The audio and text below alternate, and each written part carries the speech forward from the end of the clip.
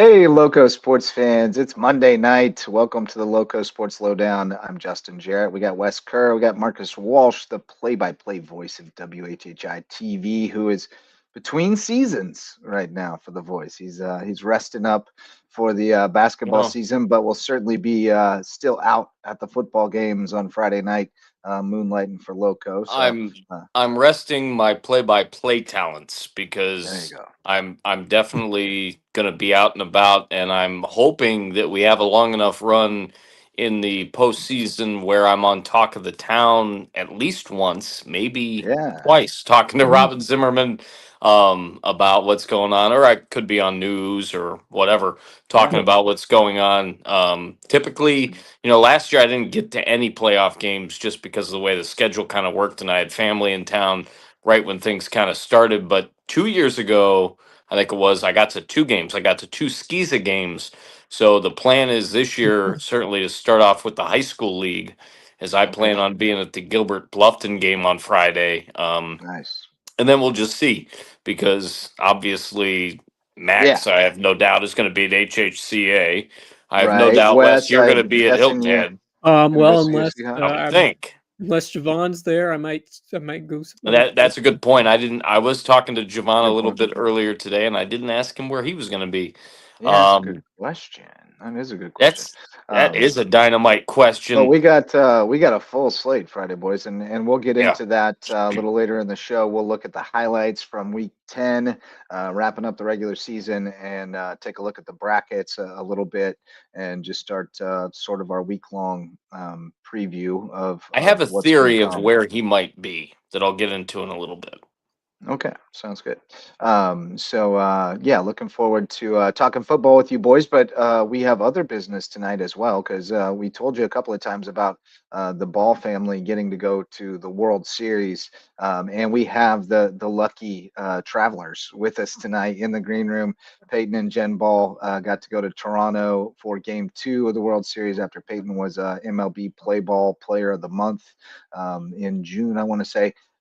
So they got to go on this trip and pretty cool The stuff. blast. So we're going to talk with It's them about their amazing. experience, and that will be our reflection on what was probably the greatest World Series of our lifetimes, if not all time. I I mean, think the, 2016 was certainly up there too. yeah, Yeah. and that one's personal for Here's- me and because of me, the yeah, exactly. for But sure. man, this one was epic. It Yeah, I was mean, I This think really the was. whole prisoner of the moment thing. It seems like it's always. Yeah. Yeah, Uh, but Tim Kirkjian called it the best World Series he's ever covered, and that That's covers saying something. yeah, our lifetimes, so and I mean he is a little prone to hyperbole, yeah, but he's also a historian of the game, so he's He, not gonna yep, blow it out of yep. proportion. Anyway, we'll 2001 talk Yankees about that. Diamondbacks was also a terrific World Series. There have been other good ones, but Yeah, there this have. one's ranks. This one was epic. Yep, yep, Just the backdrop was so cool. But we'll talk yeah. about that with the balls because they were there. They can tell us what it really felt like in Rogers Center. But the show tonight brought to you by Mickelson Law Firm and WHHI TV, our all-star sponsors. Mickelson Law Firm been with us since the beginning. Our original sponsor, still supporting us today. Our official real estate closing attorney and presenting sponsor of our Hilton Head Christian Academy coverage. But they can help you with all your legal needs at Mickelson Law Firm and WHHI TV, our longtime partner in local sports. We made it official this year, swap sponsorships. So welcome Wow. officially to Team Loco. But we've been doing business together since the beginning, and appreciate everything you guys are doing over there. And we love supporting you Likewise. and love the support we get coming back the other way. And So absolutely. yes, sir. It's So definitely a without great further two-way street. ado, oh, absolutely. Yeah. I mean, we're the only people trying to do this thing in this market, Yeah. right? So we're trying to do it the best we can and team Yep. up when we can. But without further ado, we've got our world travelers here. They went abroad. Jenn and Payton Ball, what's going on, girls? Great to see you on the show. We, of course, are well acquainted through the local sports scene and softball, which Payton, that's how you kind of got this opportunity is through your softball. You were named one of the MLB Play Ball Players of the Month, and that had to be obviously an honor, but in itself. But then it came with this trip to the World Series. So tell us a little bit about how you got to be named a Player of the Month and get this opportunity, and then of course about the trip. I think You can defer to Mom too when you need to. It's okay. So there was an application that was put through, and her name was selected, and then they reached out to us and asked us some questions about Payton, and then she went to the next step, and she was selected, and they sent us an email. She didn't know she was going to the World Series until they actually did her interview, and they asked her a bunch of questions, and then they announced it. So she didn't even know herself. And then we watched baseball just to figure out where we were going and what we were doing, because we didn't know until the actual week of. So I remember when Seattle was playing Toronto, we were going back and forth. We were like, are we going to Seattle? Are we going to Toronto? Because we were going to game 2. We knew. We just didn't know exactly where we were. Well, I believe if game 2, I believe if the Seattle Mariners had won, I think the Dodgers would have hosted. I think they had the higher record. That's right. Sure. Yeah. Yeah. So I believe it would have been LA if the Mariners had won. Yeah. So we were going back. So we were nervous. Were you excited that it was Toronto? I was. Actually. Yeah. You wanted to leave the country? What a cool opportunity, because that's like the only there's 30 MLB teams, only one is in different countries. I mean, that's right. Out of all of them, you got to experience a different country in Canada. I think that's really cool. And this is a team that we got to watch on our TVs, but just the incredible energy that was shown by those Toronto fans, it was something special. Talk about the experience of not only going to the World Series, but going to see it abroad in Canada. Just seeing Canada in person was amazing, but overall, going onto the field and seeing Niagara Falls is just. We did a little mini trip. So the MLB paid for us to fly there. The first day we got there, it was like the opening ceremonies. We met everybody, and then we watched game 1 in the conference room. They gave Payton all her swag, and then told her what she was doing. They gave us our tickets, and then the second day, we were able to go. They loaded us all on a bus. All of the players, all the different youth leagues were going on there, and then we went to the new Mets. They have a new baseball team they're doing, and it's they brought us to their facility. At Niagara? No, I forgot the location. Gotcha. It was like 45 minutes away, but they shipped us there. There's a new baseball team they have, and then they haven't even opened it yet. So and so we got to go in there, and they get to use that field, and they practice, and they get to meet last year's World Series players and a bunch of old, and that's where she met. Who'd you meet? I met Jenny Finch.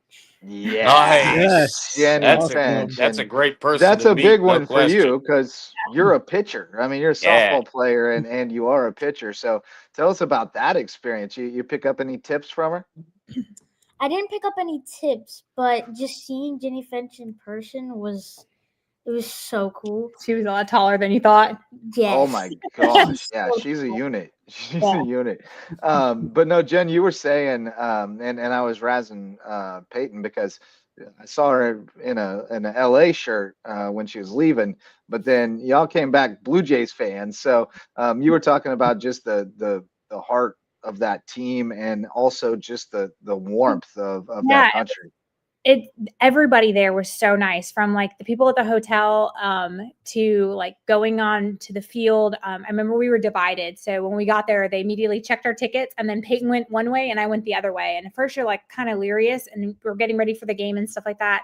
And Payton got to go on the field, but she got to go underneath the stadium first. And so we were on up, but our seats were higher. So we were like, okay, how close can we get to take pictures? Well, they let us get as close as possible.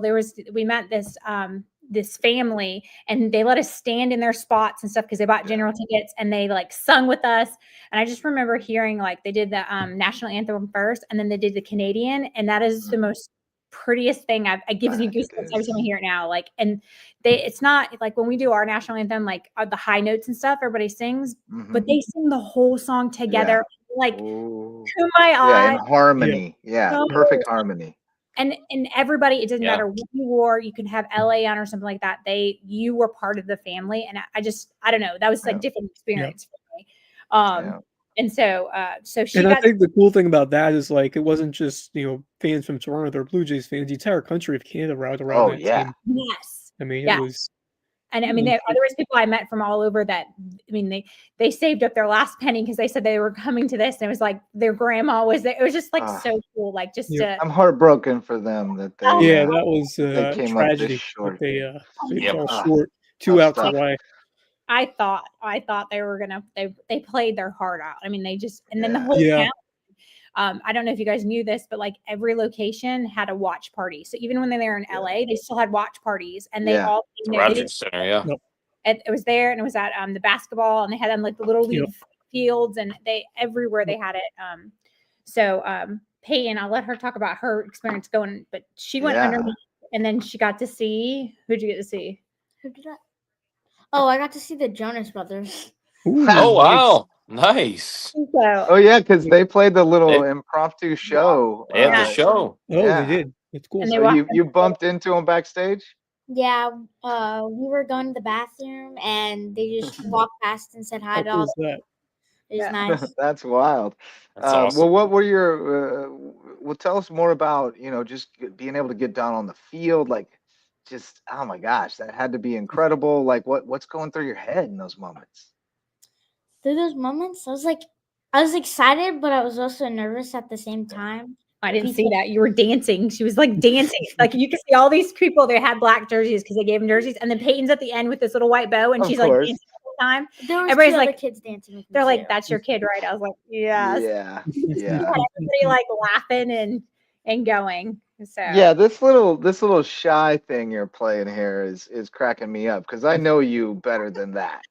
You are always on, and Yeah. I'm just nervous being on live video. yeah. Well, there's 2 people watching right now, baby. I mean, they can watch it later, but it's not like there's a lot of people. I mean, there may be some on Instagram, So but all the parents there were like, they were happy that Peyton was there because their kids were nervous to walk in the field, and they're aged anywhere between 8. So it was 8 U players up Oh, to yeah. 12. 12. So like the little girl, I remember she came up from wanted a picture with Peyton because she was so excited because Peyton will be 12. And she just said that Peyton was just so like energetic. So the little girl wasn't scared and she wanted to walk with her and stuff. And that's then awesome. we gave them, they had black jerseys, so we gave them pens to sign, but they couldn't get any signatures. But she got to see her favorite player walk by, and she was super excited, but she couldn't get a signature. with Who's him. your favorite, I Peyton? was Shohei Ohtani. Of course. course. I mean, Yep. what an incredible player and Yeah. what an incredible series he had. Generational. How close did you get to him? Like maybe 5 feet away from me, maybe 6. okay. A few feet away. Because Like, we they walked were in by. the same tunnel to go out on the field. Uh-huh. So That they is Oh really my cool. gosh. That is really cool. Pretty awesome. Walked into the dugout and we walked straight. Were you So- able to watch like batting practice and you get be close Yeah, to did the you get players? good access before the game? Like you had, No. Wait. No? You guys were just in that they were like in the tunnel, like in the waiting zone, and then they got on the Uh-huh. field. They were on first base, so they stood in front the whole time. They And called it like the donut area. That's what they called it. yeah. I got you. Mhm. Yeah. How do you like Toronto? Is it a nice city? Where did you enjoy hanging out around there? It's very clean. Like compared to America, it's very clean. Like their Walmarts are so organized compared to our Walmarts. It's she actually was wild. amazed by the Walmart. And they have like different candy, and it shows if they have nuts or not. So Everything you was have to go in healthy. the back and look. Everything's so healthy. It's just So. amazing. I had Sounds like very you're much ready the, to go. I had very much the same reaction when I went to Yeah. Toronto for the first time. I went on a baseball tour, so I've been to the stadium as well. Gosh, probably about 20 years ago now. And as soon as we got into Canada, I looked out the window of the bus and I just thought to myself, man, this grass is green. Right. And just the entire, atmosphere was very much different from what I was used to, certainly in Ohio and let alone Yeah. here with certain things. Was there any player that you guys, either you or your mom, had a chance to interact with that maybe you didn't know about that might be one of your, future favorite players to go along with Shohei Ohtani? A lot of really good players from both teams. No. They Or I don't just they did something in the game that Um, made you a fan. what was your? Did you have any favorite plays? I didn't actually.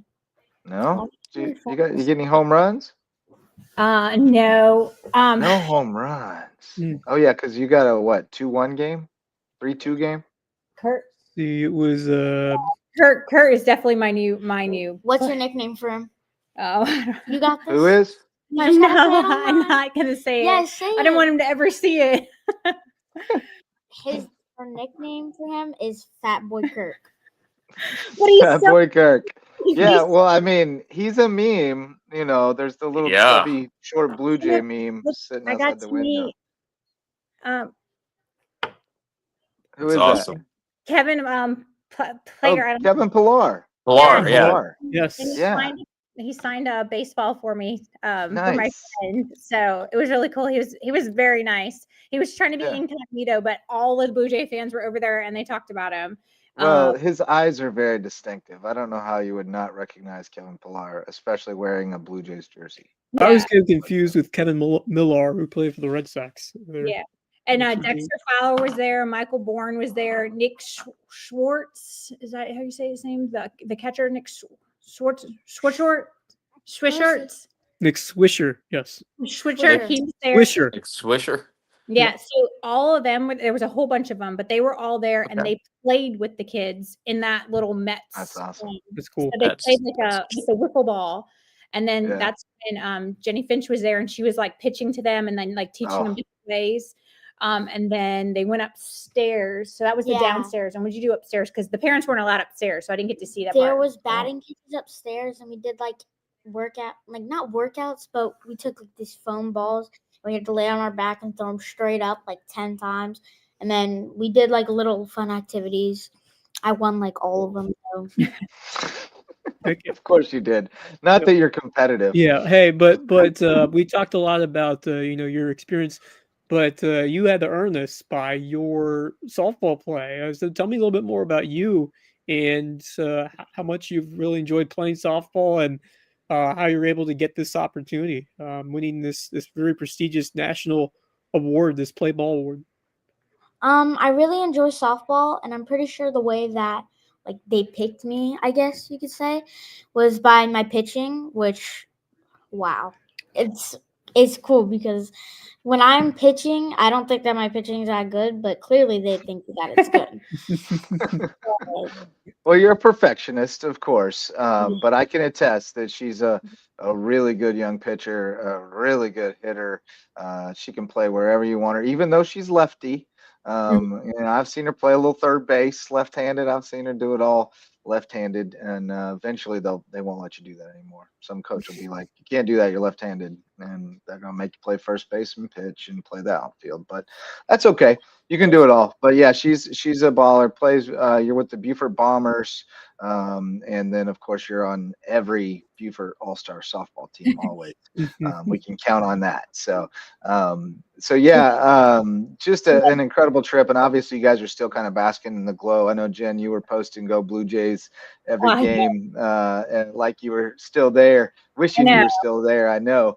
But final takeaways from this experience. I mean, just what do you take away with this? Obviously, you're going to remember it for the rest of your life, right? Mm-hmm. Yes.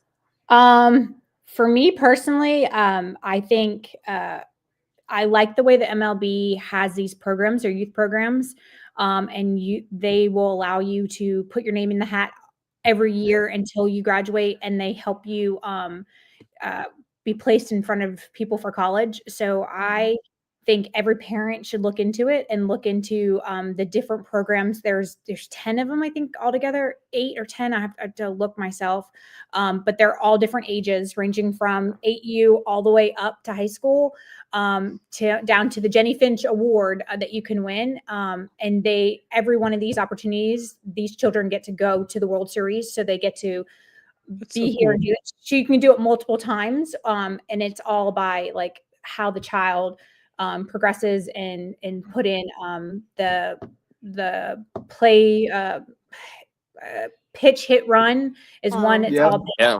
Mhm. so that is one that you can win. And but it's definitely like how bad does your child want it, and how and how far are you willing to go as a parent, Right. Yep. Yeah. so, and like I said, this part was totally taking the MLB paid for everything, our flights there, our whole time Amazing. there. Like, so it's something that you just have to, tell your child that they're able to do. And then, once you get there, then you can, like have the opportunity. Here's Peyton's little ball from Jenny Pitch, like That's amazing. something, Yeah. but I definitely think it's our job as parents to put them in the right positions and Yep. then Yeah. help guide them Understood. to where it is. So, Yeah. It's fantastic. so what about you? Anything you got taken away? Like, what do you mean? What What do you take away from it? What's your overall feelings you're coming away from it? What we remember, like how we remember Yeah. this Yeah. this amazing What was your trip favorite and Experience. opportunity. Yeah. Had you been on an airplane? Yes, I've been on So that wasn't new. no, That but was a what long flight, huh? This Oh, is your first time out of the country? the way back though. So What's that? she got to ride in first class on First the way class. back. So she Oh, yeah. Hey, Very nice. nice. she got to Hey, kick you back. got to save some of the experiences for adulthood, kid. You're getting them all in Yeah, right she here. Yeah. I don't know what I have to What was say. your Yeah. favorite part about the trip? Name 3 things that were your favorite things. Like Yeah. 3. Yeah. Seeing Niagara Falls, Ooh. walking on the field, Awesome. and Going up in that the scene. going up in this big large tower. I forgot The what it's CN called. Tower? The Yes. CN Tower, Yeah. right above like the stadium. So I was Yeah. under the stadium and above the stadium. Yeah. Yeah, it's like right next to the baseball field, isn't it? It is. It's like Yeah. right there. So we went at night, and we got to Oh, see our man. and stuff like that. So the night before she was underneath, and then the next day, Sunday, we went all the way to the very top, like the very, very That's top. amazing. That And is you so cool. like into it and all that with all the lights and stuff. So that's You what said she she got scared? Awesome. I got She was yes. scared. It was like, I have one more question. You just talk about the softball baseball side of it. How will this experience, especially meeting a player like Jenny Finch, inspire you to continue to chase your goals on the softball field? Chasing my goals. I have a lot of goals. Maybe like the best one of them is being like a really good pitcher and getting all my good ways to pitch down, you could say. But like overall, it was just fun. Yeah. Yeah. Yeah. yeah. All right. Awesome. Understated for once, Payton Ball. Well, we appreciate you guys. Thanks for coming on and talking with us. We've been talking about trying to get it done, and I decided it made more sense to wait until after, so you could tell us about what actually happened instead of just saying that you were going. That's exciting, but hearing about the actual experience was way more fun, and I'm definitely going to write something for the Island News as well about your experience. So thanks for joining us tonight, guys, and we'll see you out at the softball fields real soon, I'm sure. Awesome. Thanks. All Have a right, good night, take y'all. care. Thanks so much. Bye-bye. That's Jenn and Payton Ball. Great family. We talked with RJ before the show as well. And we would be remiss if we didn't mention Heather, who also is a great little athlete, plays multiple sports, and had a really good showing at the Skiza State cross country meet for the complete student, the Swamp Rabbits. Yeah, baby.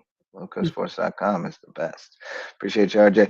But yeah, what a cool no, that was opportunity fun. that Major League Baseball provides to those kids to meet, not just baseball players but softball players who have been their childhood heroes and continue to be. So, what a just a opportunity of a lifetime for her and Yeah. that family. So, and being able to witness not just any World Series but that one, which was, in my opinion, one of the best ones that we've ever had, especially in my lifetime. Because I remember, obviously, I look Right. back to 2016 when the Cubs, your Chicago Cubs, finally ended that Sorry, Marcus. plus year drought as they It's beat okay. Cleveland. There have been some other good ones as well. I'm getting over it. All these years later. But, I'm still not over the Panthers Super Bowl loss in Denver and the one in New England as well. Yeah. You never get over those losses until you win one. Right. Yeah. And I will say this, and I said it the night that Cleveland lost. If it would have happened against anybody else, Right. It would I hurt would have been worse. a lot more upset than I Yeah. was. Only I, because it happened against the and Cubs. honestly, I felt the exact same way when I thought we were going to lose Game 7. I thought, well, at least it's the It had Indians. And happened. you know Yep. what? I'm happy for them. I was already resigning myself to, you know what? And I'm that's happy kind for of the why Indians fans after Rajad so Davis many hit the home people run. felt just awful for the Blue Jays and the Blue Jays fans because Uh-huh. hasn't been like 100 years, Brutal. but it's been a generation plus in terms of Yeah. their title drought and how much that would have meant to that city had they held on for 2 more outs. But I I mean, mean, my guy just Carlo was just gutted. Just gutted. yeah. Oh my God, that's right. I totally forgot he's a Jays fan. Oh Oh, my yeah. goodness, that's just Yeah. oh And it's been since long before he was alive, yep. so 93, doubt. 94, somewhere around there. Yeah. 93. 91, I believe, wasn't it? Was it 93? Or was it, I think 93 was the last time They were Right, in because it. then They the that lost they to players the were strike out in Phillies, and after right? that, and then yeah. But I they think lost to that's the right. Phillies. Yep. Yeah, despite the Joe Carter home run.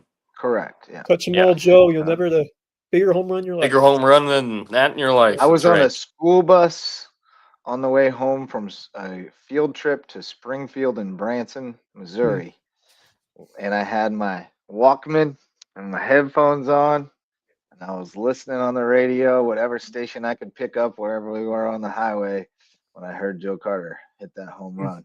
Branson, Missouri. That's I believe where Bob Ross had his studios at one time Could be, for the joy could of be. painting. There was Let's something check it going on out. there. I know they were at WPIB. I think I have that right.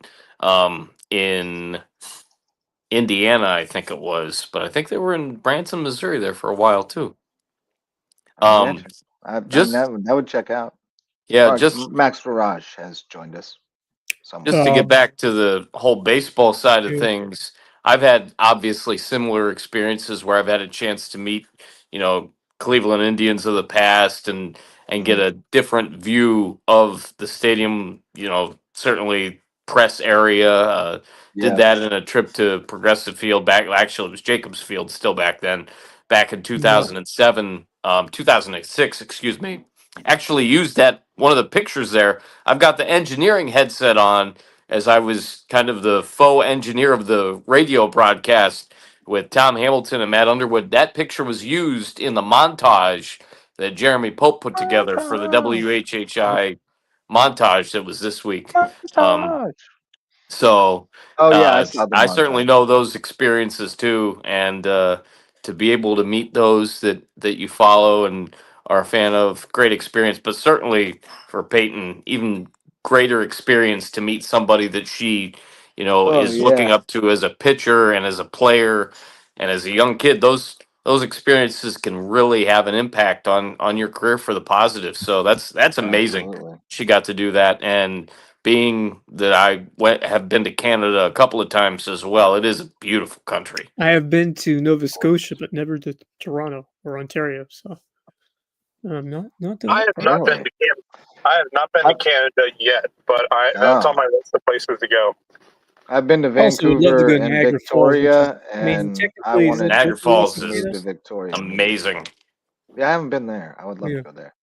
But I wanted to move to Victoria immediately when we went there. I was like, this place is incredible because it's on the coast, but it also has mountains. Yeah, Ooh, Ah, that's it's beautiful. amazing. beautiful. Amazing. Oh, British Columbia is yeah. phenomenal. Oh, that's Um, a really nice place. and hey, we may all be looking at him very soon. Who knows? Yes. But, Yeah.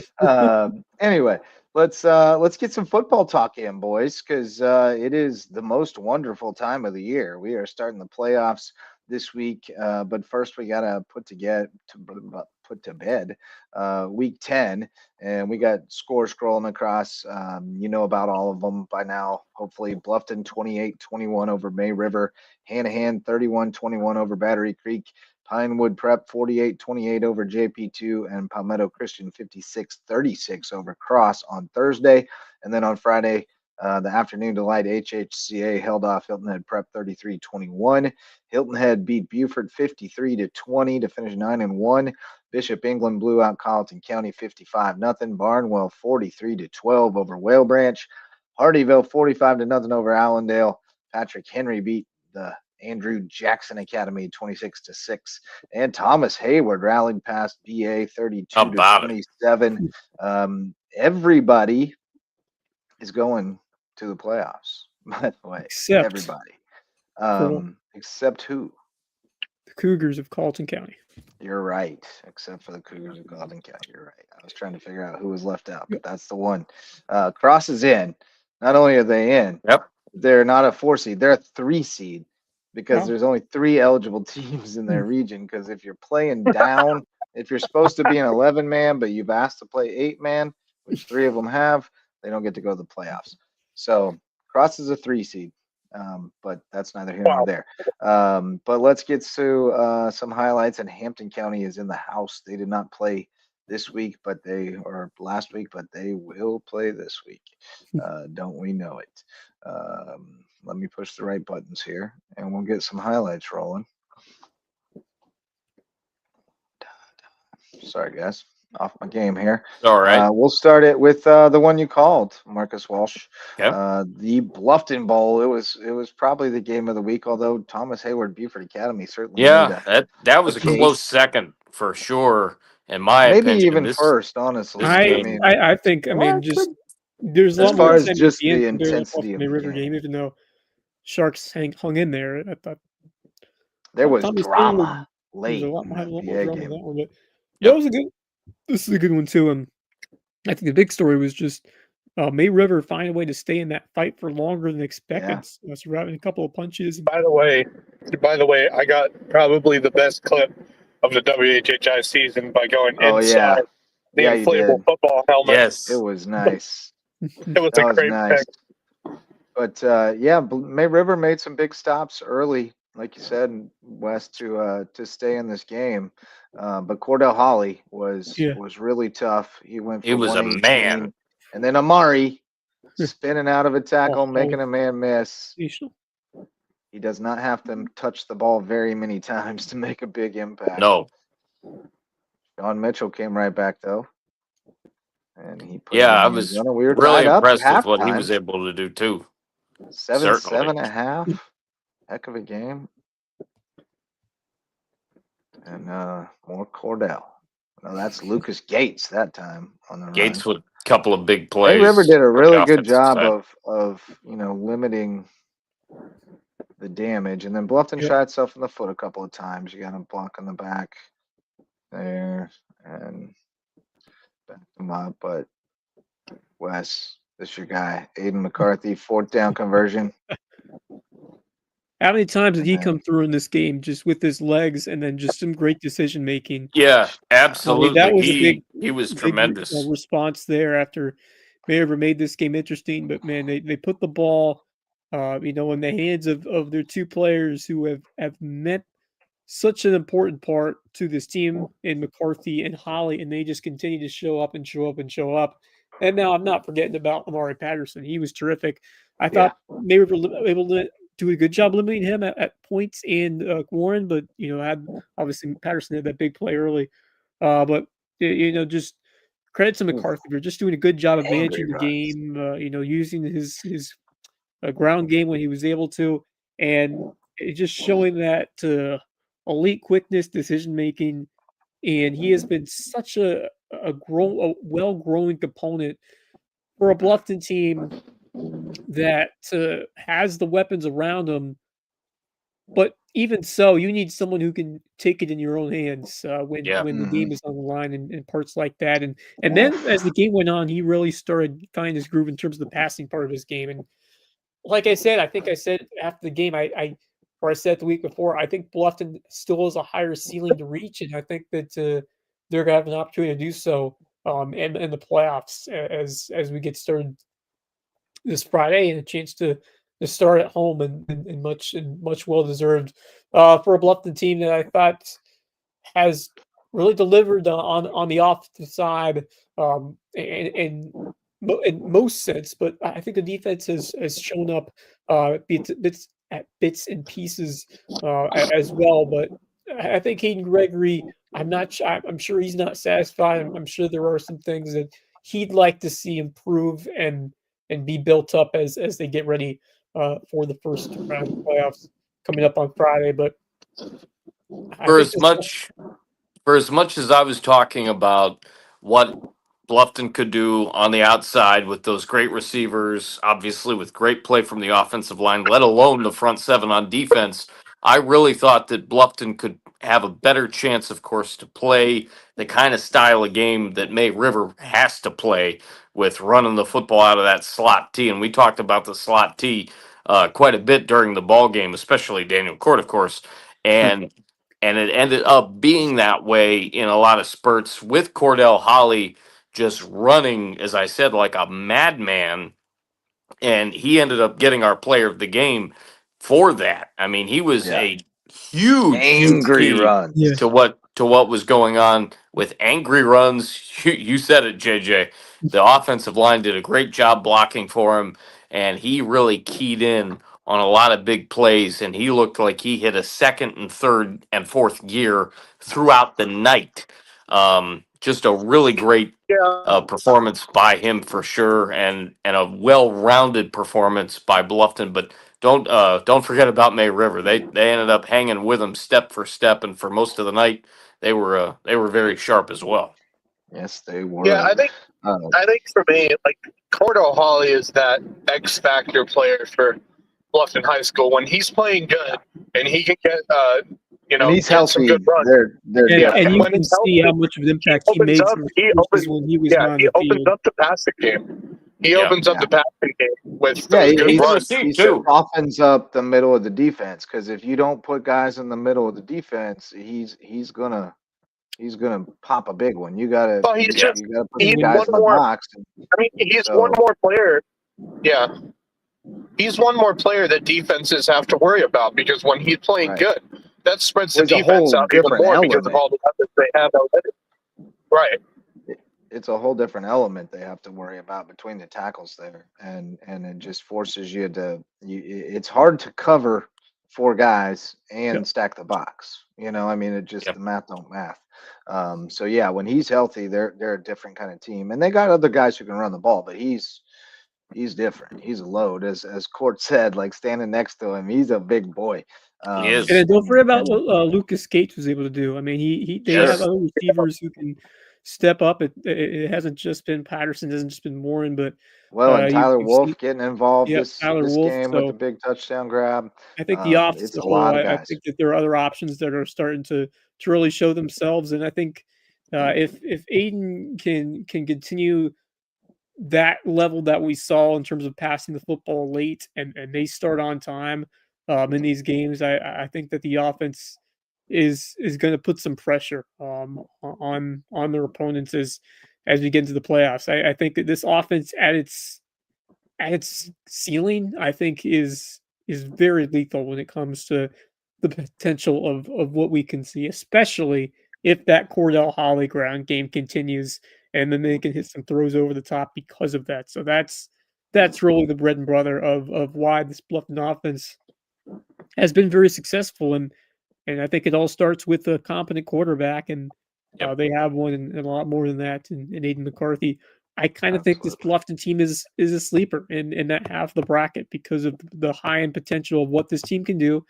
And if the defense can really rise forward as we get into it, I mean, I think Bluffton is set up for now that obviously they potentially have to go against the one seed as it goes on, but I like Bluffton as a team that could knock some teams off in this postseason if they can get to that style of game that suits them well, and they stay healthy, especially that ground game. I think the other thing is too. I think this Bluffton team, when they're playing at their best, I think I mean, obviously, look, South Florence is an absolute, animal, juggernaut of a team. But I think Bluffton has a offense built to withstand and potentially outscore South Florence too if it gets to that point. So I like where Bluffton sits in this bracket. I think they have a good shot of. And they've got some guys on defense. Don't forget. I mean, there's some, and especially when they play everybody both ways. I mean, they get that secondary. Is tough when you put Amari and Carnell over there and Gates is back there. So no, I think Bluffton's a real contender. They've got I have to say they have a tough road. Um, North Augusta in round two is a really tough matchup, and then because it's the only two seed that has to play. The two seeds have to play each other. The three or the four and the five. Yeah, the six plays three. Yeah. So anyway, it's two seeds playing each other in the second round. So that's a really tough matchup, and then you'd have to go to South Florence. But I like you guys. I think they're built for it. They can beat you different ways. They've kind of shown that. They prefer to outscore you, but they played May River's game more or less and outplayed them on Thursday. So I like them. You see there that Hilton Head and May River could have a rematch in round two of the playoffs, which is very interesting. May River's going to have some work with Wilson, and Hilton Head has to overcome a curse because the last two times that Hilton Head has welcomed South Aiken, it's been in the first round of the playoffs, both times, including 2008, the last region championship year. Both times the Thoroughbreds have upset the Well, Seahawks. So have to gonna find have a way to to buck. exercise those demons. And Yeah, no better way exactly. to do And it. I was at the mentioned 2008 one. I remember it was a stunner. It I'm went not. sideways late. Yeah. I meant 28-27 was the final. I Have they not mentioned. played, Sorry, Max. Go ahead. have they not played South Aiken in the regular season? Was it this year or was it last year? No, they played Aiken this year and They last. Oh, it was Aiken, Aiken. but not That's right. South It was Yeah, Aiken, that's yeah. right. That's Yeah. right. That's right. Yep. So Continue. they've only Go played ahead, South Marcus. Aiken twice, both in the playoffs. Go Marcus. I Marcus. did mention earlier that I had a theory of where Javon was going to be heading this week. I think he's going to May River. I think he's going to see that. I think if I was him, I think he would go to that Wilson May River matchup. I had a chance to take a look, kind of compare records and whatnot this morning at work. And, May River has been a team that's just been kind of laying in the weeds. They do what they do. And obviously, they played a really good Bluffton team, on Friday night that I saw. But May River's got a good one with Wilson. Wilson's looks like a pretty good football team. So I just mean, have the a winner of feeling that that would where play he the might. I Hilton think Head that would make South Aiken winner. sense. I think it would make sense for him to go there just because A, it's probably the most competitive of the matchups. Right. And B, it probably draws the biggest out of town audience because Florence is a long ways away. So a Yep. lot of people are not going to make the trip. Right. And Florence is football crazy. So everybody in the region will be watching it while they're at another game Yeah. if Wilson's playing. So, I mean, that's probably where I'd go if I were him. On the other Same. hand, May River has a rough setup. The Yes, press that box is the one situation is a downside. problem. It's true. I Much should better know. I deal was in involved in Bluff. it with the And I bleachers a should couple weeks back know. with him. Yeah, exactly. It's always there. So he might opt for Bluffton and the ample press box space / heating. a That good point. might go into his metric. But we'll let him let us know that when he lets us know. I also have some highlights from Beaufort Zone. Speaking of Javon, from the Hilton Head Beaufort game. Talk the about a Seahawks, segue. Yeah, and the Seahawks I'm not took talking care of about business. something that the kids ride nowadays. Those magic scooters. Right. Yeah. Talk So about the a magic Seahawks just scooter. kind of. That's Zarnecki. Yeah, facts. Seahawks kind of Magic Seahawked in scooter. this one. Goodness Magic scooter. gracious. Chad the magic scooter. That was cheesy. That was corny. It was Brad the magic cheesy. scooter Really went cheesy, for 14 for 169 and 3 touchdowns. He also had a 65-yard fumble return touchdown and a 92-yard punt return touchdown. And he had 8 solo tackles, 4 for a loss, and a sack. Oh my god! Oh my! Taylor. I just Oh once my again god! doing it Liam all Taylor. for the Seahawks team. I mean, it's Aiden hard to Stewart think with a of. great Now there celly. probably are, but it's hard to think of many more players more valuable to their teams this year. Oh, Yeah. Thaddeus Zarnecki, he's on a short list from what he has done this year. I think he's one of Dad one. Scadabooth Sarnecki. Thad Scadaboo is kind of good. Well, Scadaboo didn't play I like it. defense. That's No, I know. Scadaboo Sarnacki. He's one up on But, Scadaboo. no, I think he's got to be. I mean, I Well, guess no, Tony O'Banner. There are others. There are others. Yeah, that would there be are in the- definitely others, but I just think for what he does Jalen on Singletary. all There three, are definitely. he other- doesn't make as big a. Yeah, God dang, you're right. Yep. He's right in there. Aiden McCarthy, you can make Yes. an argument for as well. Yeah. He doesn't play a lot on defense, but he does play a little, and he does punt, and he does a lot of things. Oh yeah, there goes Goodbye. Beaufort. I think that was Jamarion Jackson. That was Jackson, yeah. Yeah. He's done great this year for Beaufort. He's done some He good had a things. heck of a this year. matchup earlier in the year that we saw. Against Creek. Yeah. That was a dime to. Yep. I think Jeremiah. I think so. Jeremiah had a big game. Yeah, the old Seahawks looking pretty good, but Beaufort showing some signs of life, but I don't think they're going to have enough to go up to South Point. Tough one. Get the Still a job mismatch, even if they play their best game, most likely. I mean, there goes up there for the Eagles, but the Impaler. It's just that was the punt return, I believe. Yep. But I mean, there's a lot to like about Beaufort. I mean, they've been playing hard, and really most of the season they've been playing some pretty good defense. But they really have, and BMS has come into his own. There he is. They get him for another year. He's got some juice. Yep. Got to develop a little more as a passer, but I think that'll come. I think that's Isom. He really had a good second half of the year. Unfortunately, he's a senior, so they won't have him back. They'll be looking for somebody else to step into that what has been really a coveted role. The lead back in the Beaufort offense is we've had some really, really good ones over the years. Most recently, thinking about Jaden Andrews, Casey Fields. Yep. This year was Isom. But a lot of those guys kind of came out of left field too. Andrews wasn't that much on your radar, and then all of a sudden he was the dude, and he was rolling up yards. So they could have the next one in the stable, waiting to come up next year. There's that man. That man is having There a he year. goes. There go that man. There go that man. Goodbye. Crazy.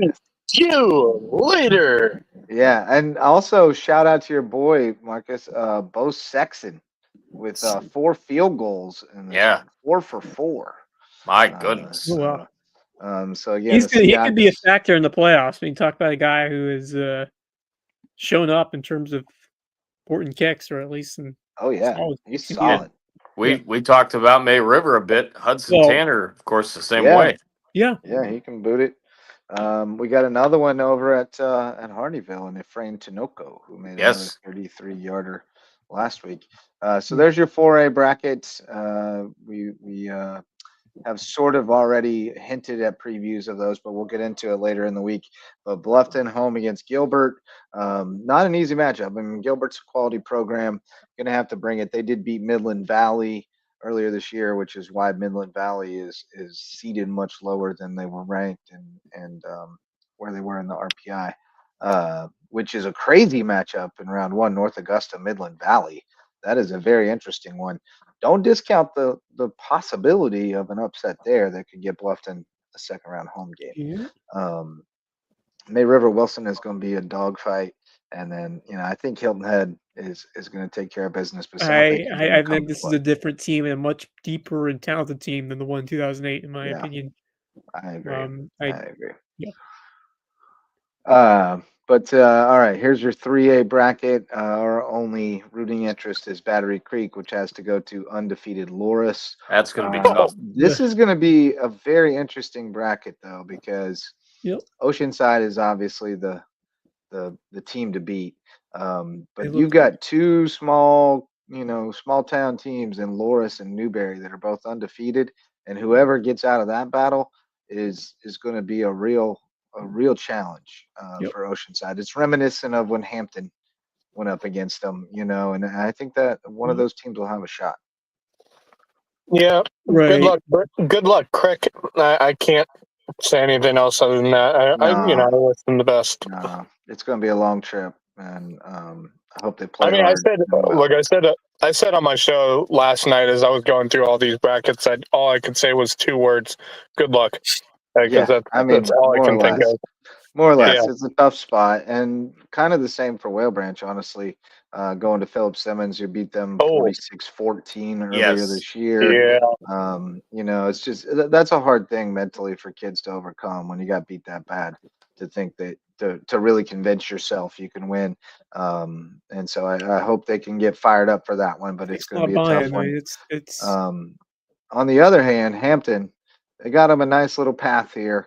They got Lake City coming in on Friday after a week off, so they should be fresh. Now, Shara is a handful, and that'll be a fight. The thing about this in 2A round bracket 2. is the parity of these teams. It really I mean, is. it's not much. I mean, I could see a bunch of upsets happening, or like a bunch of these teams could beat each other, and right. Even though Shara, if on a great day, Hampton can beat them by multiple scores, but then again, I mean, these teams are so evenly matched, and so I think that it's but at the same time, that means it's wide open for the taking. I mean, I think that Hampton has a real shot to get out of the lower state and go all the way.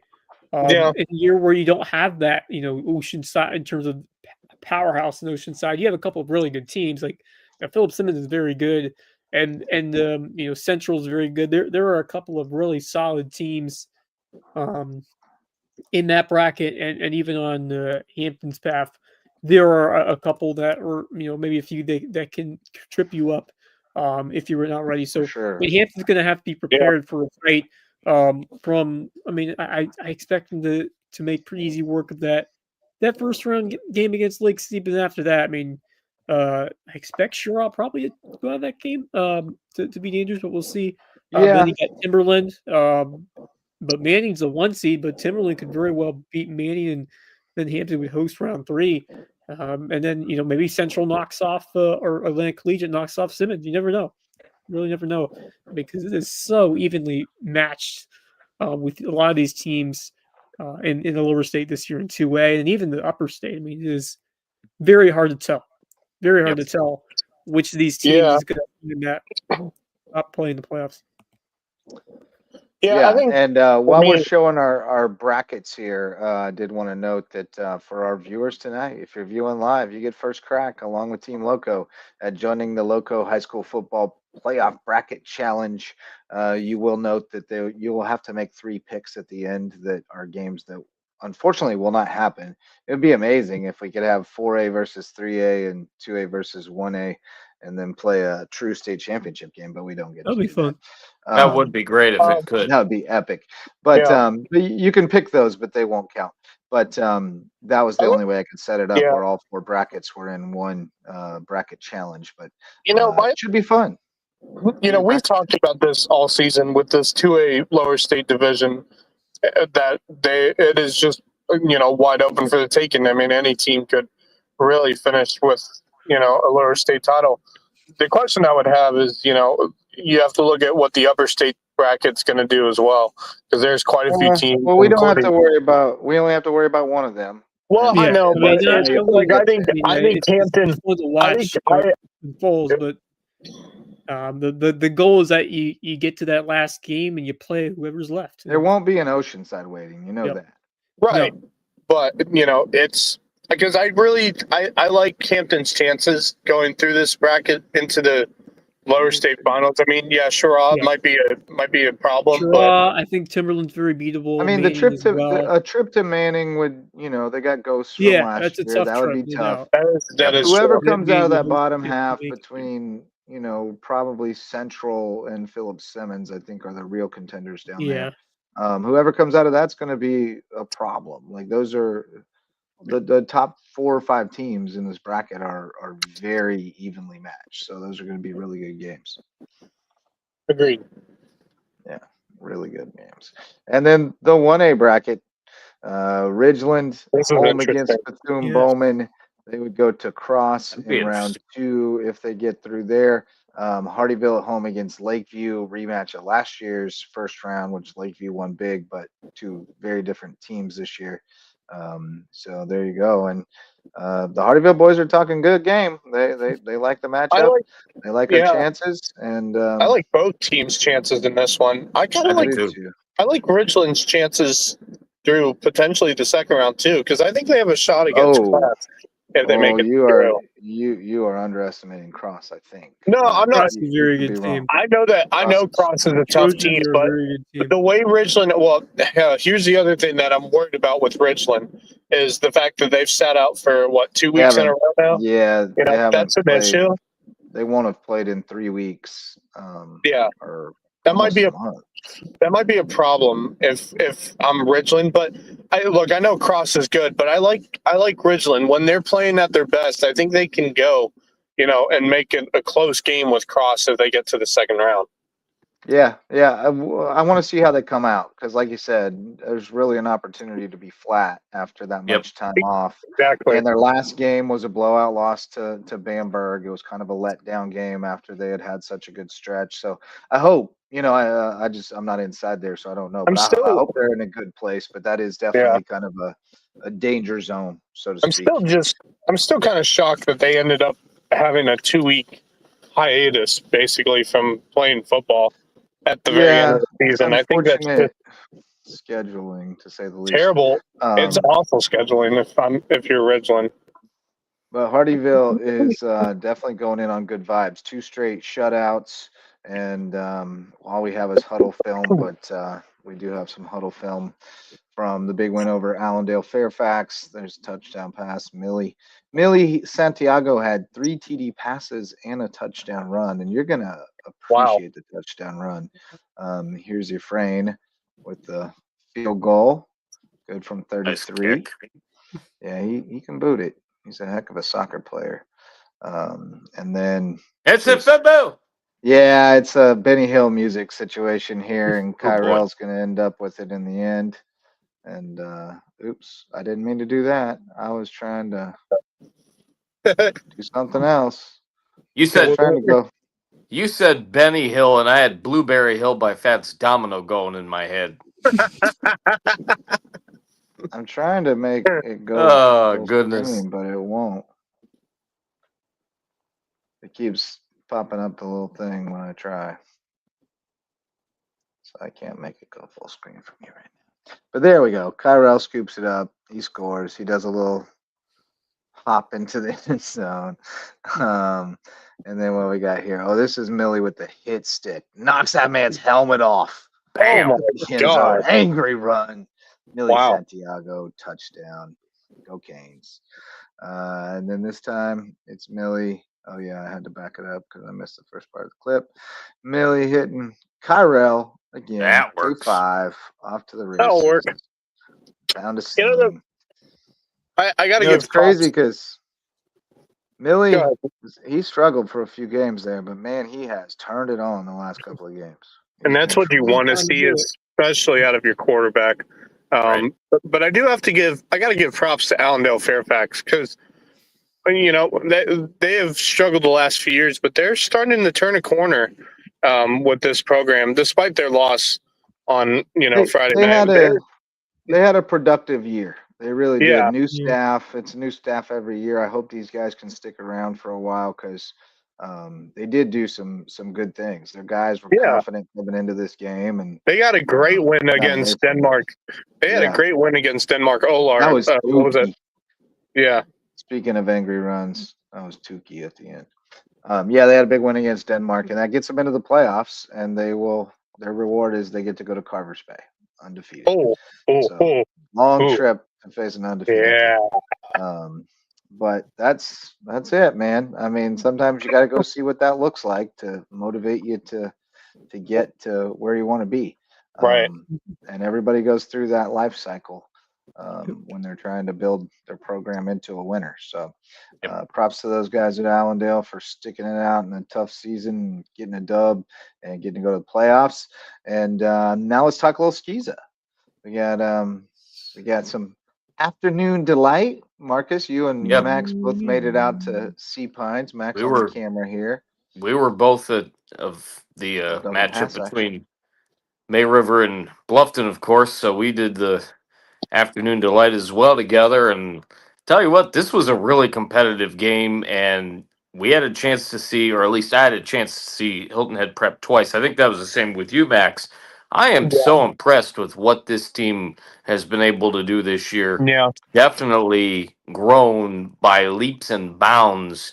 Had some tough starts, obviously, because of circumstances that were out of their control, but Right. they really have turned it on. And for them to battle with HHCA the way they did, especially in the second half, after being down 21-6, and with Joey Hop just going off. Yeah, I there mean, he goes. the dude of the was on devil. another planet. Speak of the devil. There he is. Really a great performance by Hilton Head Prep, and they probably had their heads hanging just a little bit because of the way that they weren't quite able to get the job done against HHCA. But it's been a great year for them, and they're in the playoffs. Yeah, It's the they road, are. but they got in. Yep. Good luck to them. The way they played JP2 and HHCA at the end was impressive. Phenomenal. And I really think if they had played Dylan Christian on full rest, I think they win that game. I don't think it's fair they had to play that game on Tuesday. They were just snake bitten by the scheduling stuff and the weather stuff. And I'll say but the this progress too. is visible here at the end of the year. I've called several of these games in my career between Hilton Head Prep and HHCA. This is the best that Hilton Head Prep has looked in a long time And against the Eagles. You could also say it's the weakest HHCA team in a few years, probably. I mean, we've been kind of we were beating that drum a few weeks ago. Don't quite have the beef on the lines. But those are sort of related, you know. I mean, if your rivals are getting better, like, you know, I mean, it's kind of a push and pull situation. Right. The market for kids who are looking to go play private school football is the market for the most part. And if they're not going to one school, they're going to the other, you know. So sounds like it seems like Hilton Head Prep's clawing back into it little by little. I think Doug McFadden will get them there.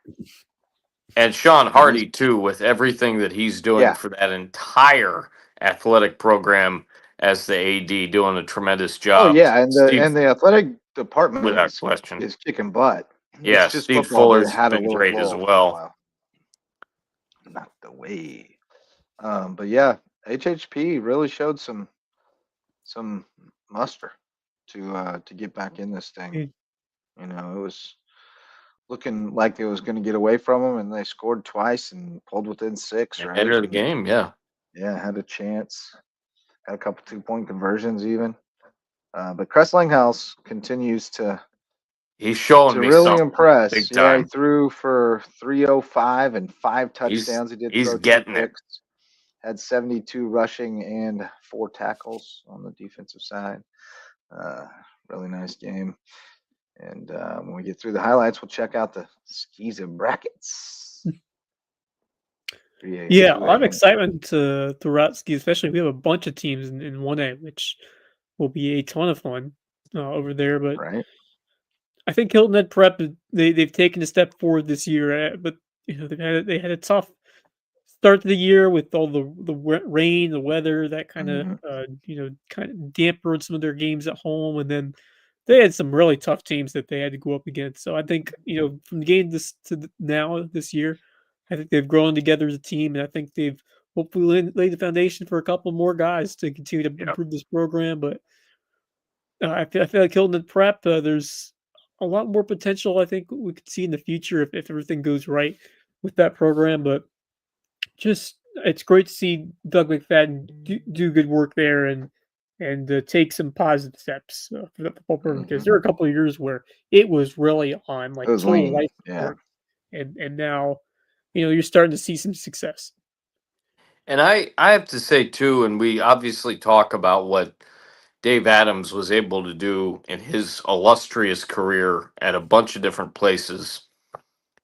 Those were lean years, and I think those were some Yeah. of the years certainly that Wes was referring to. Well, But Dave got a lot out of those I know. players I was too. most Oh, well, referring to no, last we were talking after more about 2021. the The Dustin Etheridge years, and then Etheridge. at the Oh beginning. yeah, the Dustin Etheridge years for sure. I Yeah, think those nothing those were rough. against him, and I had a No, chance he's to a smart football get to guy. know him Didn't work. a little bit and interview him and whatnot. But yeah, he was a little bit over his head. I think very very good coach, very very nice guy for sure. But he definitely I think was it in a was little bit over more. his head. I think. I don't know that he was over his head. I think he actually was one of those guys that he came from a higher level, and he had look, people who have done it will tell you it is way harder to coach at a small school than it is at a big school I because you can just buy don't it. have the resources. You have to do everything yourself, and the other thing is you have to teach things that you didn't have to teach before. And so I think, it's kind of like Yep. just because you have coached at the college or professional level doesn't mean you can coach kids because you have to teach the kids things that you took for granted decades ago. Yep. And so I think there was a little bit of Right. that. I think Etheridge is a brilliant football guy by all accounts and is Right. like could be a college coordinator, I'm told, like he's that kind of football mind. And I think that's what I mean. That is yeah, what I mean. Exactly. Thank you for bringing that yeah, up, I think JJ. when he That's what went I to mean Hilton about Prep, he him was being having a to little bit teach it over his on a head. level. Yep. He Because was my thought above. it was Yeah, exactly that he could be yeah. a really good coordinator, I offense, think he was. defense, you name it. But I think there was just a little bit extra, just based off my Yeah. experience seeing him with the team and Well, whatnot. and McFadden will tell you he's going through that too. He's coached at the college level, and not so much with the teaching aspect of it for him, but with the just like stats, and things like Yeah. that. Like Yeah. he's always had somebody to do that, and he didn't even Right. realize what he didn't know he needed to do until he got into it. So be the first to tell you he's still figuring all this out as far as running a high school program and a small school goes. I think he's It's a got lot. some of his family working with him.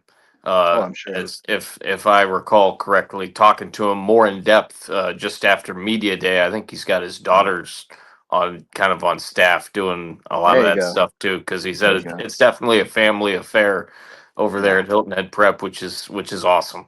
Tremendous. no doubt. Yeah. And then one other. So yeah, looking at the bracket for 3A, Christian Academy will be at home against Trinity Collegiate. We assume we haven't seen official brackets, right? Like we're just operating. Yeah, These I are mean, official. the I think most of these draw games are on max preps now, right, so I think we're safe. right. Yeah, Um, but like I'll we double know check they're tomorrow. There were a bunch that weren't updated, especially yeah, but like, the speed seeding aspect. is predetermined, so we know where everyone's going yeah, based on yeah, the we region we match. we think, yeah. We Stricklander think, and I are but you both never know pretty with sure. Skiza. We're pretty sure. Yeah. But JP2 going to Florence Christian, and then in 2A it'll be Prep going to Calhoun Calhoun, Academy. yeah. They I've played them seen tough in the playoffs last year, but Calhoun is having a really good year, yeah, much so better that's going season. to be a tough game for them. But we'll see if they can get through there. And then in 1A we had a Donnybrook on our hands, and Wes has some highlights from Harvey Beach Stadium where Ooh, they this was never spare anything with the run out. oh yeah, they got the I love pregame this environment. fireworks. They got it all over there Oh, at Thomas Harris. pyrotechnics. Yep, Harvey terrific Beach is a atmosphere. fun One of the place to better call a game. atmospheres in Skiza football, or I definitely No, it's a this great this one. completely Look area agree. of at Skiza this football. tip drill. Ooh, Devin tip drill. Fripp comes out with Yeah. it. Yeah, talking Man, about right that's a place, lucky right break. time there for the early BA touchdown. That kind of shocked Thomas Harris early, but they were able to respond and kind of get back to their game. And Tony O'Banner doing his part, some shifty running spin move. I mean, just incredible to see him when he's at his best. But BA continued to get right back at every punch that Hayward threw early. And, it's a lot more run up the middle by Nick Underwood, who continues to be unappreciated with what he has done this year. Tremendous running back, and a little trickery there is Yeah. Devin Fripp. Devin Fripp had himself quite a game as well, fighting He's a for every great yard. player. He really is a good deep threat. He's been just a really all around terrific receiver this year for Beaufort Academy. But there you Underwood see in the Nick end Underwood zone. once again fighting into the end zone. But Thomas Hayward, we saw a lot of good stuff there from Josh Gibson, who Yeah. has Tough. been just tremendous under center recently, and he took what that BA defense gave him all night long. Which He has was at been times not a lot, but the Rebels making yeah. the most of it. Ooh, Oof. Tony upended, Oh, Oh, goodness. yeah. but he was okay. Look out, big fella. Yeah. Timber. Yeah. Nice pass.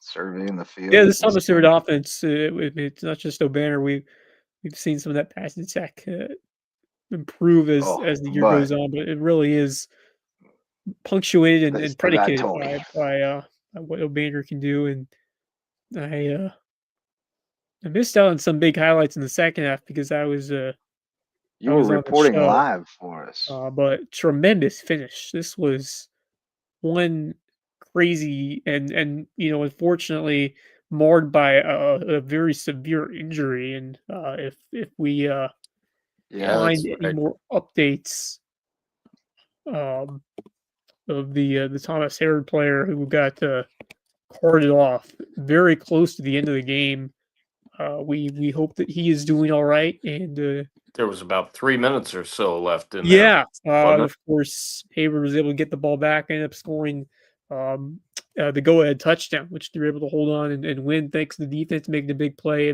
and picking off a pass. But yeah, the defense stood tall for THA, and Jackson Simcox is the player that we mentioned. Who I just hope for all the best for him and that he's doing well.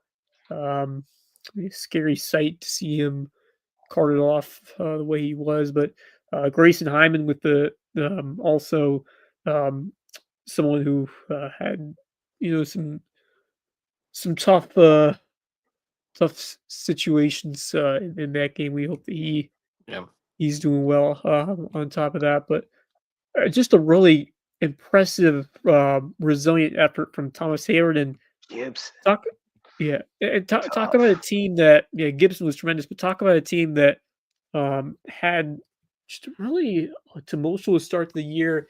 They had a lot of games canceled or postponed. They had some really tough performances that did not look characteristic of Thomas Hayward football, but they were able to put it together now, and they're sitting pretty.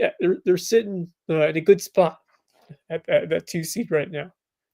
To get a home game, not just a home game, but to go up against Carolina Academy, and more importantly, avoid that trip to Dorchester was huge. Because that's where BA has to go now. Yeah, so they send BA to Dorchester, which Dorchester beat them in the regular season. And it also makes BA have to go back through Colleton Prep, which I don't know. That's probably preferable to having to go to Williamsburg.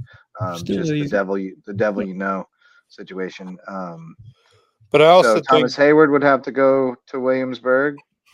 Who knows, man? Who knows? Yeah.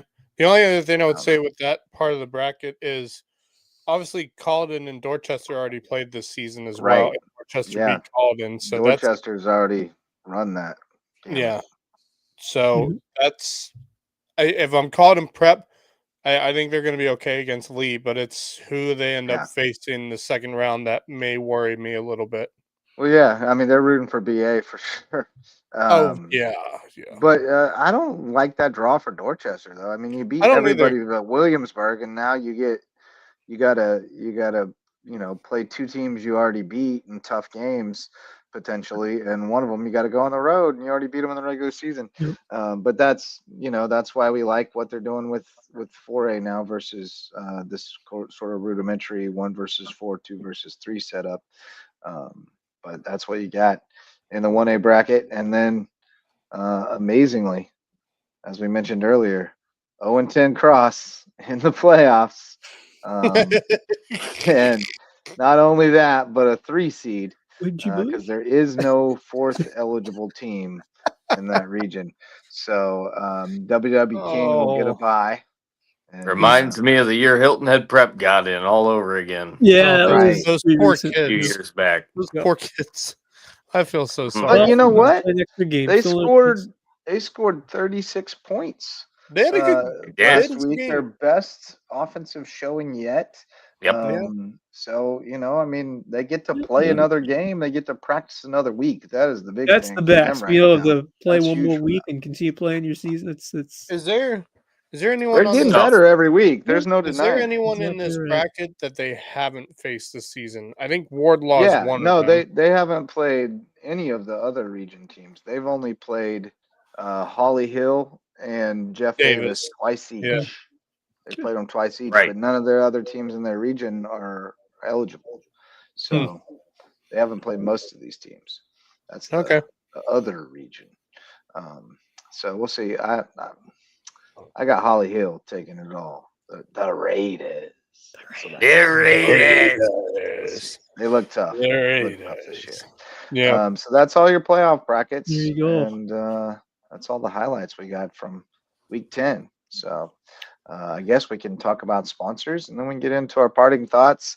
We got Hudson Seafood House on the docks, a great place for seafood sunsets and cocktails on Hilton Head Island, right on Skull Creek. Beautiful place.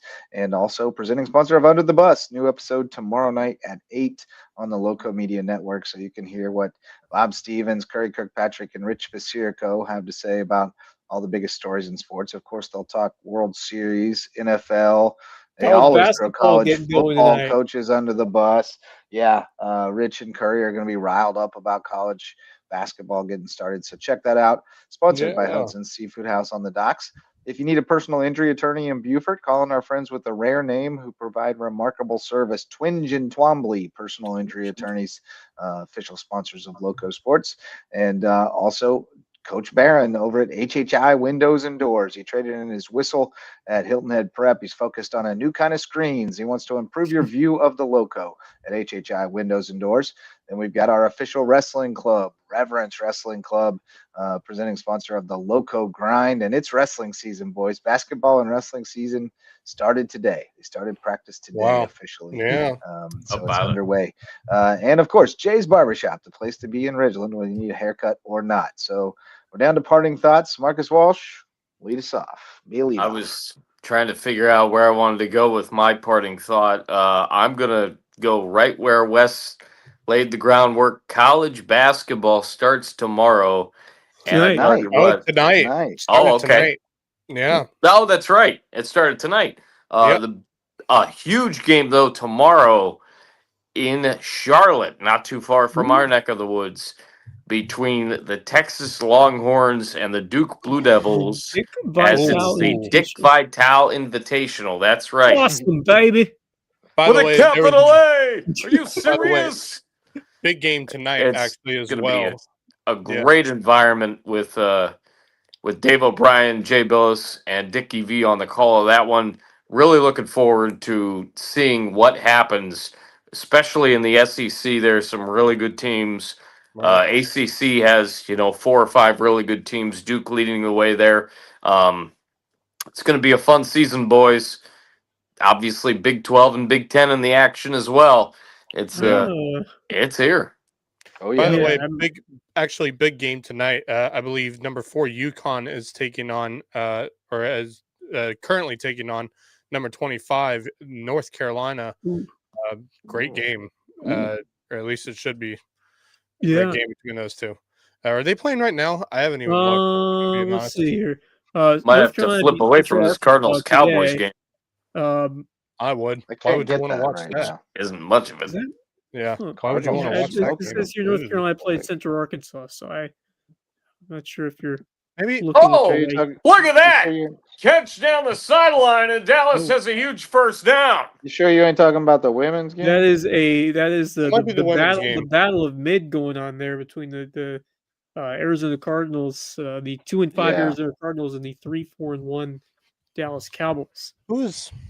That might be CeeDee interesting Lamb basketball. Yeah. Although, Who are you saying, Max? with a Who are you saying's playing? huge UConn? play. hold on.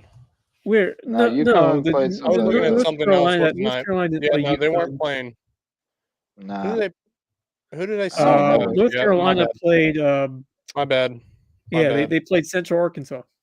Something They beat came by across 40. my phone Yeah. just now. UConn played New Haven. New Yep. Haven. New Haven. Not Although North there is a Carolina, big, There are New some Go big to Haven. games, Louis' though. lunch. although speaking of North Carolina, if we want to talk about big games, they got a big one coming up on Friday. Kansas and North Carolina taking on Oh, each other in basketball Yep. on Friday night at 7:00. go Heels. Prime time. Ooh, yes. That's gonna be a good one. That's a, Rock Chalk Chicken Hut. yeah, that should be two blue bloods going at it. It's always fun. Oh yeah, Down with always. Kansas. All right, Max, did you have an additional parting thought? I do. So actually, I got two, but I wanted to show you guys this. I showed it on my show last night. For those of you who didn't watch, go check it out. I did my uni check because I never got a chance to do it this week, just because we were all so busy and it was a weird week with Thursday and Friday football games. It was But a I weird did. week. Yeah, I did want to show you guys these. If you didn't watch my show last night, this is Coastal Carolina. Oh yeah, that's And clean.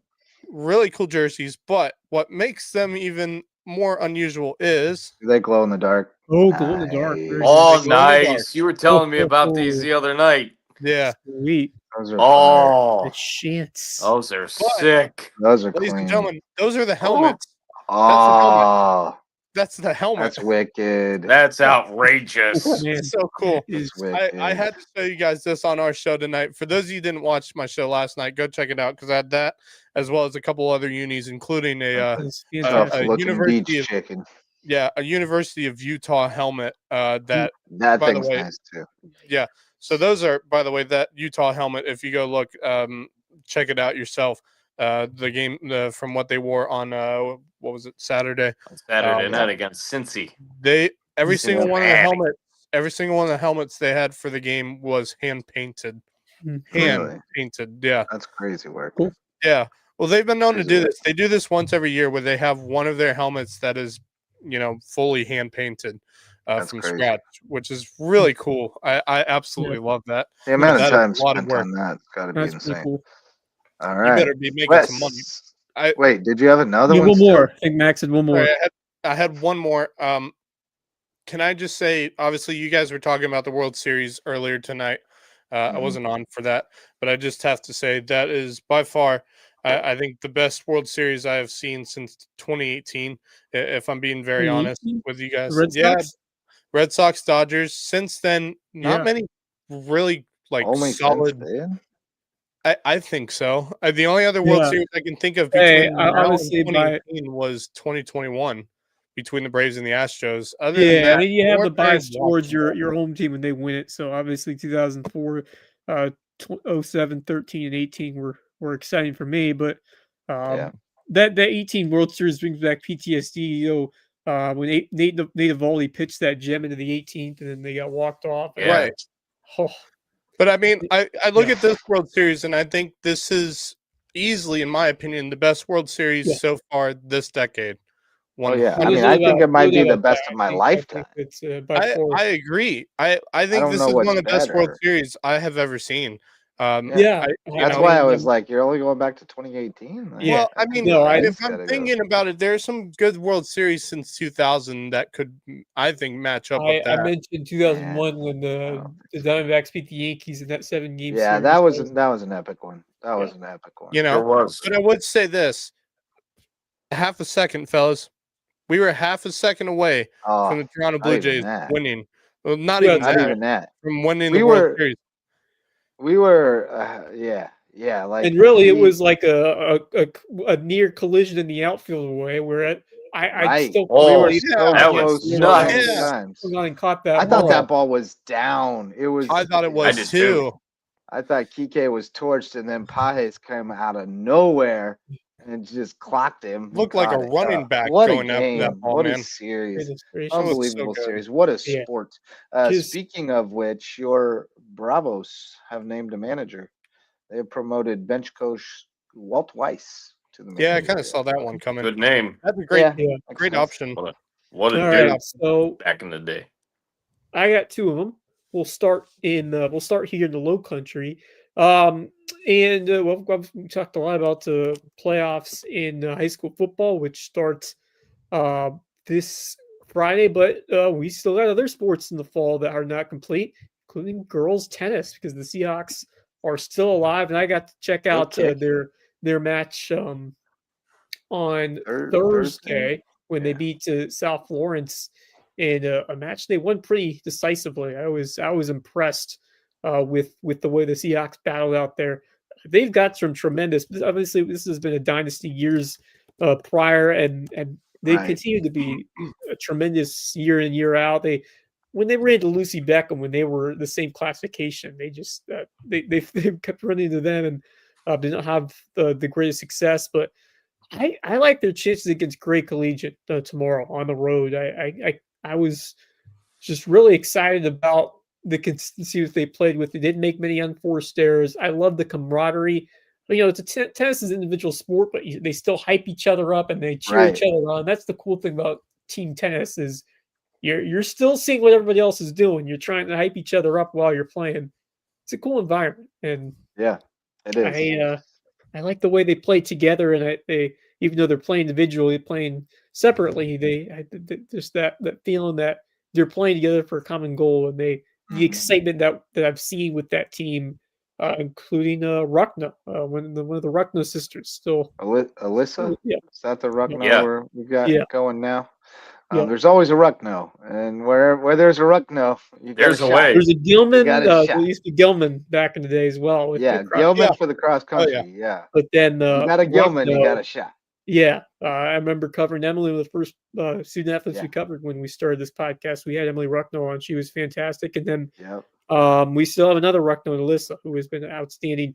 But then the other player who really impressed me was Carly Anthony, who was just incredibly consistent out there. Such a cerebral, smart player, and that's everything. When you can outsmart your opponent, I mean, we see that in the pickleball court as well. When that sport is growing, but tennis, it's such a there's an aspect you have to make smart decisions and very quick decisions when you're playing tennis, and I thought Carly Anthony did a great job of that. Delaney Royal as well. They've got some stellar players and some young players as well. So keeping on the Seahawks team, they got Gray Collegiate in the lower state finals coming up tomorrow, and if they win that one, they get through the lower state. They always seem to have a good chance, but AC Florida, they're looking pretty good this year, so they could definitely provide a challenge if it's them and the Seahawks in the state championship, which would be, I believe, Saturday at 10 a.m. Which, we'll see if they can make it up there. And then my second parting thought: it has been a while as a fan of the Carolina Panthers to be able to celebrate a win that happened in this fashion, knocking off the number one seed, I believe, in the NFC, taking down the Green Bay Packers, and just to see what Dave Canales has done to get this team to where it is now, and Rico Dowdle, which has just been a revelation for that team in that run game. Although he almost cost them the game yesterday. Now, I mean. Yes, because the celebration pushed them back to PAT, and then that with an 8-point differential versus a 7-point differential allowed the Packers to tie it. Instead, they had to go if it was an 8-point game, they would have to go for 2. But I'll say that Dallas' performance on the ground, I think, outweighed that penalty. He has been tremendous and has really set the tone for that whole entire offense. And I just think the receiving room has taken a step forward. I mean, obviously, Ted McMillan has been fantastic, but some others, like I think Xavier Leggett has reached another level. Coker, he really has a young receiver. So, I mean, I think Young's racing this game, but I think the overall offense as a whole has improved, and then that defense just lights out the way they were able to put pressure on Jordan Love and spoiled his 27th birthday over there in Lambeau Field. Yeah. But I think the funny story that kind of came out of this, I'm not sure if you've been following the Meow Mix podcast, which when the Panthers were off to a terrible started the year 1-3. It looked like it was going to be the same old team that has been disappointed for really this entire decade plus up until what we have seen this year. They've been doing this podcast, just Carolina Panther Talk since 2019. They put up on social media, that's it. We're done, and we've had enough. We're ending our podcast. We're retiring, and that made pretty big news when it happened. Even though it wasn't a huge podcast, it got fans talking. After that, right after that happened, the Panthers got on that hot streak. They went 4-1, and they kind of quit in the team, and then all of a sudden, saying, "Hey, we're all right. We're coming back. We're going to come back on the air." And the fan base was like, "No, not so fast, not so fast." Because ever since you left, we have been on a tear. We've been 4-1. We've been playing so much better football, and you're not welcome here anymore. That's when a team starts winning. I mean that's not how it works. I mean you have to be there through the thick and the thin. Covering the team at its worst to be there at its best. And so and if the fortunes turn when you walk away, then you damn sure better stay away. You were the bad vibe. And it might have been the bad vibe. There were several players and current and former players that reached out on social media saying, "Hey, wait a minute. Yeah. No. You get yourselves back over there and be quiet like you were when we were winning." Exactly. Meanwhile, my Atlanta Falcons are continuing to be the garbage dump of the NFL. They're not the garbage dump, but they're dumps. They are a dumpster fire right now. Marcus, don't even start. That team. What I'm saying is they're not the worst. No. There are. They are sure playing like it. That is when you have such a talented guy in Bijan Robinson to build an offense around. But it's not even and Drake London scored 3 touchdowns. Yeah, I mean, he was tremendous. At least you aren't the Bengals. No, that's true. But I would say this: or the Browns. You have Bijan Robinson, Drake London, Kyle Pitts, Darnell Mooney, who's probably one of the best possible number 2 receivers you can have on this team. And Raheem Morris and Zach Robinson are the 2 worst coaches you can possibly have for this offense right now. Hold on. Darnell Mooney is not even close to the best WR2 in the league. No, but for the Falcons, that's the best they can possibly have for a WR2. But he's been good at that position too for them. What does that even mean? It means that the Falcons aren't going to go after players that are of high importance. Why not? They haven't. Because their front office doesn't make any good. Spends the same amount of money. Their front office does not give me one good outside of Bijan. Okay, but hold on. You can't slam the coaches because if you're saying that the coaches have not made good coaching. Look, Justin, I've watched them play this season. When it's 3rd down and about 8, and what do? I was just trying to follow your logic. If it was the players or the coaches, that was all. I don't think it's the players. I think the players are doing the best they can, but I don't think they got the best possible coaching they can have right now to build this team up. I don't, and the funniest thing was Raheem Morris. I don't know if you guys saw, but the post-game conference, Raheem Morris, after their loss on Sunday to the New England Patriots, was complaining about supposedly the New England Patriots were clapping while they were trying to hike the ball. And I'm just sitting there, I'm thinking, well, why? Why would you say that? Why would anyone be clapping? Because no one in the NFL. But no one in the NFL have to go. Does Morris have to go? I think he does. I think he does. I think it's gotten to the point where it's just not working. Like I like Raheem Morris. I like the idea of Raheem Morris, but he just hasn't lived up to what expectations were, especially with a high-powered offense that he has in his hands. Because I do think they have a high-powered offense, and when they play really good, I mean, look what they did against the Buffalo Bills. They were on their A game against the Buffalo Bills and beat them. Yep. But ever since then, they just have not played their best game. I'm gonna play a little devil's advocate here and tell you to not give up on this team yet, because I'm here's the not, thing. Just but what, 3 weeks I agree. ago they beat the Bills and they Yes. looked good doing it, man. they And did. then Penix got hurt, and they had to play with Kirko 2 Chains Yeah, but for that a was game, and it was a debacle. But then this was Penix's first game back from injury, right? it was. So, By the way, I'm gonna and they put were this, in this game, and the Very much they so. were. Puts might actually be good? Question mark. It's I think they it's are. shocking. I think they they are. are good. So I'm just saying, let's not punt on the Falcons yet. Well, they need to find a kicker. There's so much parity. Well, they do need to. Yeah. They need to never find a should. kicker to begin with. Yeah, Yeah, well, I they think do. like I You said, the lose irony to about that. that was Just- Parker Romo was let go by the Patriots. Right, and then he And- failed to Yeah. bury him. I'm so mad at the Broncos. I'm so sick of the Broncos pulling wins out of their whats. I mean, it's just absolutely But here's the ridiculous. thing. I mean, the Chiefs. I don't think the Chiefs will take too much away from losing in Buffalo. They know they have. Nah. They have that to was a win great the game. playoffs. We by always the way. lose that game in the regular Yeah. season. It we was always a win good it in the game too. postseason. I watched that So- game. That was fun to watch. But I guess the Great thing in matchup terms of between Kansas those City two. But is we're digging the a start. hole. The start has not been what you wanted to see, but I'm not panicking if I'm Kansas City Nah. right now. I think- No, Nah, But I would just I want the be- Broncos to fall back to earth. Yeah.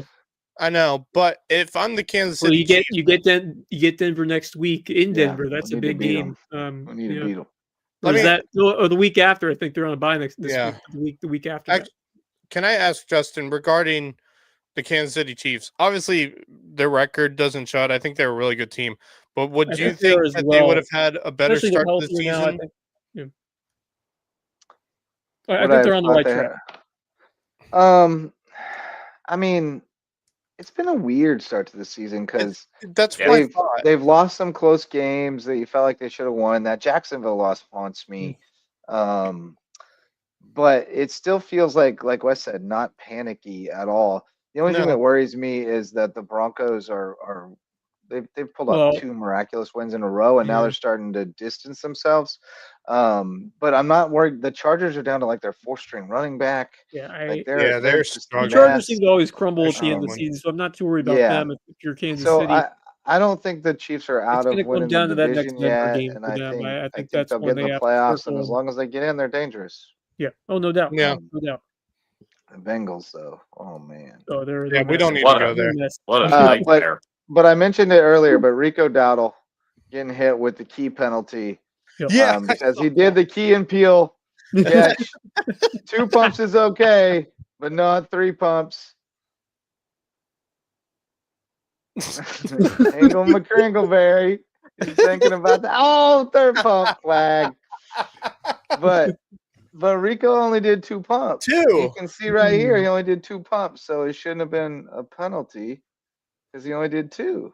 That's only 2 Yeah. pumps. No flag. going No harm, on? no foul. No harm, Terrible. no foul.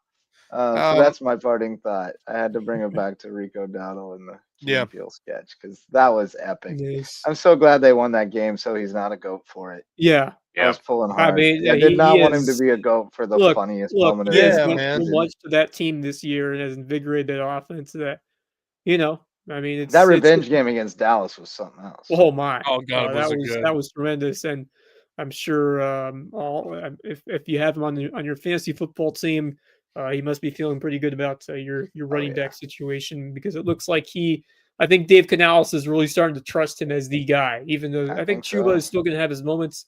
You got to ride with Rico Dowdle the rest of the way, and I hope Carolina can find a way to keep him around long term because. I mean, we saw what he could do in Dallas. You saw the glimpses of what he could do, and he had a great year last year in Dallas, underrated year. He has really put it all together in Carolina, and this offense really needs someone to step up, whether it was in the ground game or through the air. And I think the passing game has developed a lot with McMillan, but Rico Dowdle, I mean, it takes me back to what Jonathan Stewart did early in his career. Yeah, he has been tremendous. That All team right, is boys. second in the division, by the way. They're second in their division. Yeah, I'm right telling you now. that They're pretty division's up for grabs. It's don't give up on your Falcons. Well, yeah. Now with Mike Evans out for Tampa Bay, that's going to hurt them a little bit. Big news. They still have both their games left against you. So Yeah. All right, boys. Well, good times tonight. Thanks to Payton and Jenn Ball for jumping on with us and telling us about their incredible experience going to Toronto for the World Series. Phenomenal World Series. I miss baseball already. I think it's 106 days until pitchers and catchers report. Hey, by the something way, like that. World Baseball Classic is next that's March. right, March, Yeah. and then Praise college be. baseball before that. Let's hope, by the Praise way, be. let's hope Great Britain doesn't come back with those god awful jerseys that they had the Oh, last no. Oh time yeah, those are during the bad. World Baseball Classic. But first, basketball and wrestling, and before that, football playoffs. So we'll be back. I suppose we can probably take a night or two off, right? Yeah. Yeah, I would and think get back so. at it. Pretty back at it. slow week. Aside from the football, we do have girls tennis tomorrow away. Hilton at Great Great. Collegiate. Yep. All right. So we'll see you when we see you, but certainly by Thursday to get all these games previewed for you on the Lowco Pigskin Preview. So for Marcus Walsh, Max Araj, and Wes Kerr, I'm Justin Jarrett. Till next time, go Lowco.